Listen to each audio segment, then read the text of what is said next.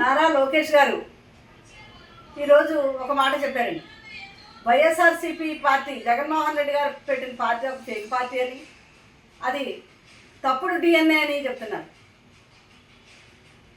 అయ్యా లోకేష్ గారు, ఈ మాట మీరు ఎలా చెప్తారండి? మీరు ఈ మాట మాట్లాడుతుంటే గురువింద చందంగా ఉందండి. గురువింద చూడండి, దాని కింద నలుపు కానుకోదట, చాలా ఎర్రగా ఉన్నాను అనుకుంటుందట. అలాగా ఈ మాట మీరు ఎలా చెప్తారండి? ఫేక్ పార్టీ, ఫేక్ డిఎన్ఏ మీది కదా. స్వర్గీయ నందమూరి తారక రామారావు గారు పెట్టిన పార్టీ తెలుగుదేశం పార్టీ, అది ఒరిజినల్ పార్టీ. ఇప్పుడు జరుగుతున్న పార్టీ నారా చంద్రబాబు నాయుడు గారి హయాంలో జరుగుతున్న పార్టీ, ఆయన నందమూరి గారి దగ్గర నుంచి లాక్కున్న పార్టీ. ఇది కదా ఫేక్ పార్టీ, ఇది కదా ఫేక్ డిఎన్ఏ అంటే. మీరు ఎలా అంటారు? జగన్మోహన్ రెడ్డి గారి పార్టీ పెట్టిన పార్టీ ప్రజల కోసం, ప్రజల కొరకు, ప్రజల ఉన్నతి కోసం పెట్టిన పార్టీ. అలాగే ఎన్టీ రామారావు గారు పెట్టిన పార్టీ కూడా అలాంటిదే, ప్రజల కోసం, పేద ప్రజల కోసం, ప్రజల ఉన్నతి కోసం. కానీ ఈరోజు మీరు లాక్కున్న పార్టీ, ఎన్టీఆర్ గారి దగ్గర నుంచి లాక్కున్న ఈరోజు జరుగుతున్న party fake party, fake DNA party.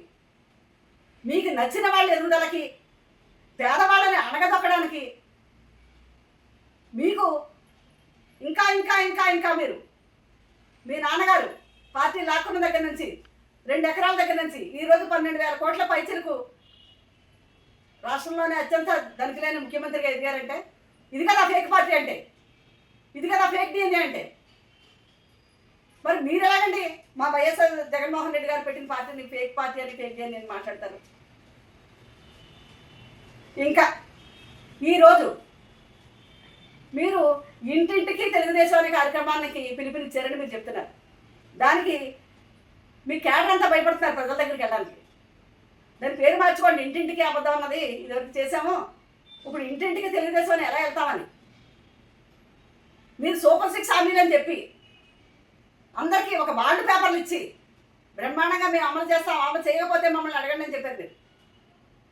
మరి ఈరోజు ఇంటింటికి తెలుగుదేశం అని మీరు ఎలా వెళ్తారు?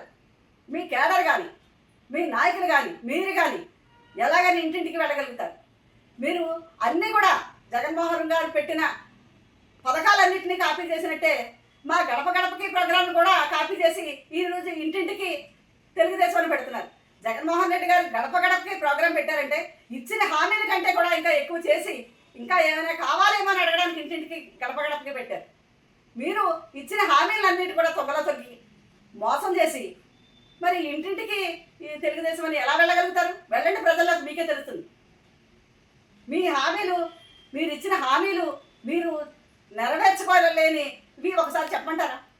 ఆడబిడ్డ నిధి ఏమైందండి?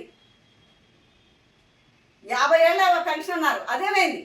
20 లక్షల ఉద్యోగాలు అన్నారు, ఎక్కడున్నాయి? నిరుద్యోగ భృతి అన్నారు, ఎక్కడుంది?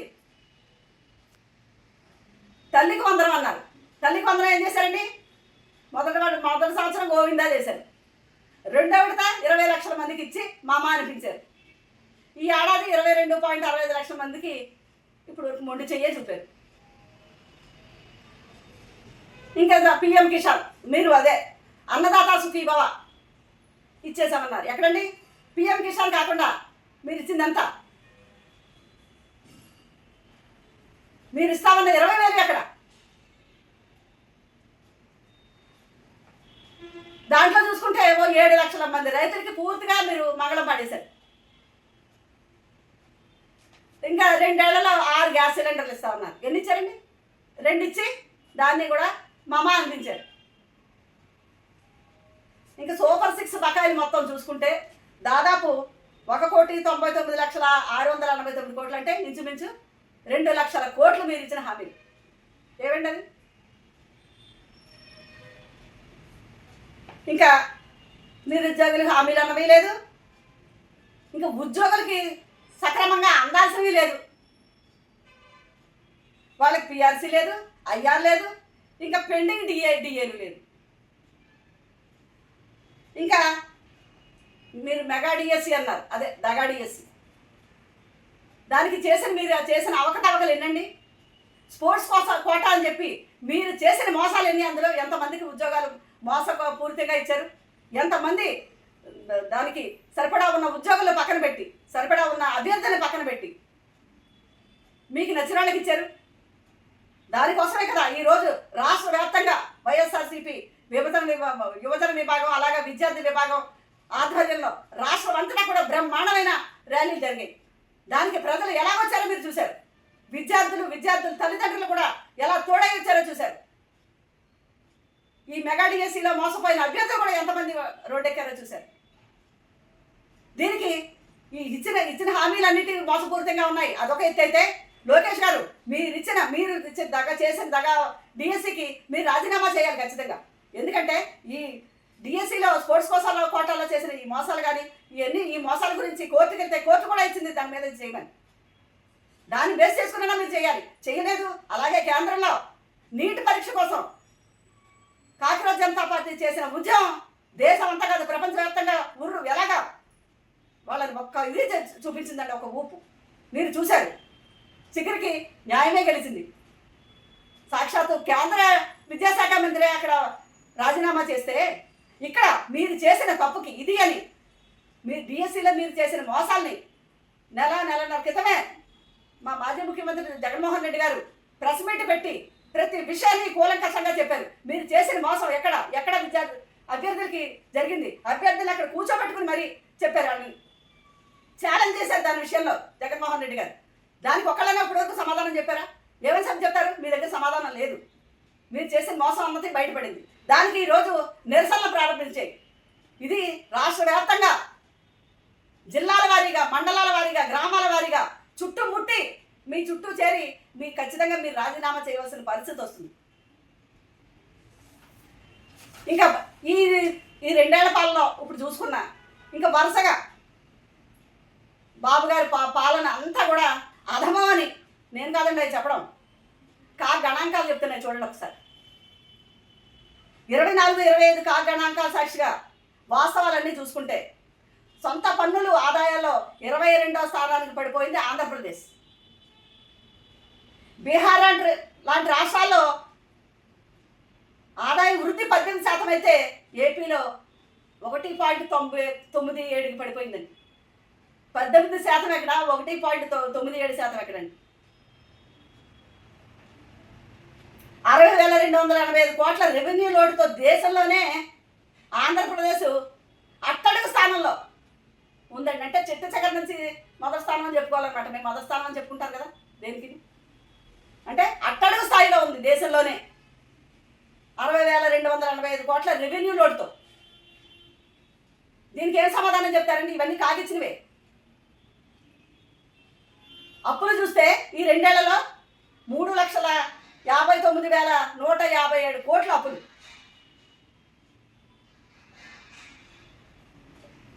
రెవెన్యూ లోటు చూస్తే 60,285 కోట్లు. దేశంలోనే అట్టడుగు స్థానంలో ఉండడం. ఈ 2 ఏళ్ల నుంచి చూస్తే 2.20% నుంచి 1.90% జిఎస్టీ పడిపోయింది ఆంధ్రప్రదేశ్లో. కేంద్రం వెల్లడించిన ప్రకారం 2 ఏళ్ల రాష్ట్రానికి వచ్చిన పెట్టుబడులు 6,962 కోట్లే. ఎన్నో తెచ్చేసాము, ఎన్నో పరిశ్రమలు తెచ్చామంటున్నారు కదండి. అసలు నిజం 6,962 కోట్లు. ఇంకా ఈ చంద్రబాబు నాయుడు గారు పరిపాలన, కూటమి పరిపాలనలో వచ్చిన పెట్టుబడులు కూడా ఎందుకు వెళ్ళిపోయాయో తెలుసండి? ఈ సర్కారు అడిగి కప్పాలు కట్టలేక ఎన్ని కోట్ల పెట్టుబడులు వెనక్కి వెళ్ళిపోయాయో తెలుసండి? 6,215 కోట్ల పెట్టుబడులు వెనక్కి వెళ్ళిపోయి హుడక్కైపోయి. ఎందుకంటే వీళ్ళ కప్పాలకి, వీళ్ళ నాయకులు బెదిరింపులకి తట్టుకోలేక వచ్చినట్టు పారిపోయారు. కేవలం వచ్చిన ఎంతండి పెట్టుబడులు? 6,962 కోట్లు మాత్రమే. మీరు చెప్పుకున్నంత గొప్పలేమి లేవు అక్కడ. ఇంకా రాష్ట్రంలో ఈ 2 ఏళ్లలో మూతపడ్డ ఎంఎస్ఎంఈల సంఖ్య అయితే 4,520 ఉన్నాయండి. చిన్న పరిశ్రమలు కూడా మీరు ఎక్కడా ప్రోత్సహించట్లేదు, ఎక్కడా లేదు. ఇన్వెస్టర్ల ఫ్రెండ్లీ ఇండెక్స్లో మన స్థానం ఎంతండి? 8వ స్థానానికి పడిపోయింది మనది. ఇది రాష్ట్రం పరిస్థితి. ఇంకా రెడ్ బుక్ రాజ్యాంగం ఈ రెడ్ బుక్ రాజ్యాంగం పుణ్యవాణి లోకేష్ గారు, మీ పుణ్యవాణి రాష్ట్రంలో 26వ స్థానానికి పడిపోయిందండి మన పోలీసు వ్యవస్థ. జగన్మోహన్ రెడ్డి గారి హయాంలో పోలీసు వ్యవస్థ మనకి దేశంలోనే నంబర్ 1 స్థానంలో నిలిపారండి జగన్మోహన్ రెడ్డి గారు. మీరు మీ రెడ్ బుక్ పుణ్యవాణి 20వ స్థానాన్ని పడేశారు. ఇది మీ పరిపాలన. ఏ మొహం పెట్టుకుని వెళ్తారండి ఇంటింటికి తెలుగుదేశం? ఇంకా 5 ఏళ్ళు జగన్మోహన్ రెడ్డి గారు, అందులో 2 ఏళ్ళు కరోనా కష్టకాలంలో కూడా ఆ చేసిన పరిపాలనని చేస్తూ విద్యా వ్యవస్థని ఎంతో ఉన్నతంగా తీసుకెళ్తే మీరు ఈ 2 ఏళ్లలో ఎంత నాశనం చేశారండి.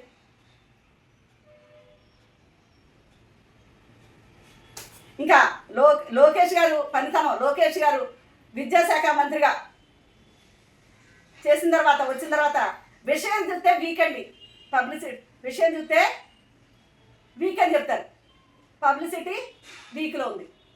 లోకేష్ గారి మాటలు ఇవి చూస్తే విషయం చూస్తే వీక్గా ఉంటుంది, పబ్లిసిటీ చూస్తే వీక్లో ఉంటుంది. ఈ విషయం ఇదే చెప్పడం కాదండి, ఈ రెండేళ్లలో జరిగింది. ప్రభుత్వ బడులు ఈ గవర్నమెంట్ వచ్చిన తర్వాత 972 ప్రభుత్వ బడులు మూసేశారని పత్రికాముఖంగా వచ్చినాయి. సాక్షిలో కాదండి, ప్రజాశక్తి వివిధ పేపర్లో వచ్చింది.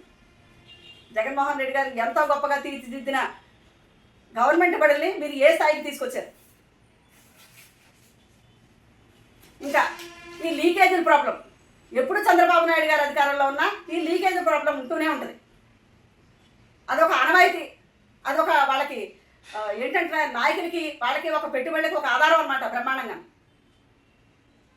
దాని గురించి చెప్పాలంటే 1995 10th క్లాస్ పేపర్ లీకు, 96లో ఎంసెట్ ఇంజనీరింగ్ పేపర్ లీకు, 97లో ఇంటర్మీడియట్ పేపర్ లీకు, 2017లో 10th సైన్స్ పేపర్ లీకు, 19లో 10th పేపర్ లీకు, ఇంకా ఈ 25 చూస్తే B Ed paper leak, 10th maths paper leak, ఇప్పుడు డిఎస్సి రిక్రూట్మెంట్ లీకు. వీళ్ళందరూ లీకు వీరులండి. గ్రీకు వీరులు అనుకుంటున్నారేమో, లీకు వీరులు. ఈ లీకులు చేసి ప్రజలకు అన్యాయం చేసి, అభ్యర్థులకు అన్యాయం చేసి, వీళ్ళకి వచ్చిన నాయకులకి దండుకోవడానికి అవకాశానికి ఇచ్చుకుంటూ ఇలాంటి లీకులు చేస్తూ ఉంటారు. ఇలాంటివన్నీ పెట్టుకుని ఈరోజు ఇంటింటికి తెలుగుదేశం అని వెళ్ళడం ఒక ఎత్తు అయితే, లోకేష్ గారు ఈరోజు మాట్లాడిన మాట, జగన్మోహన్ రెడ్డి గారు పెట్టిన పార్టీ ఫేక్ అని, ఆయన డిఎన్ఏ రాంగ్ అని చెప్తారు. ఏ పార్టీ రాంగో, ఏ డిఎన్ఏ రాంగో ఒక్కసారి మీరు తెలుసుకోండి లోకేష్ గారు. మీ తప్పులు మీరు తెలుసుకుని మీ తప్పులు దిద్దుకోవడానికి ప్రయత్నించండి. ప్రజలందరూ తిరుగుబాటు మీ మీద రాకముందే ఈ దిద్దుబాటు చర్యలు ప్రారంభించాలని మేము కోరుకుంటున్నాం.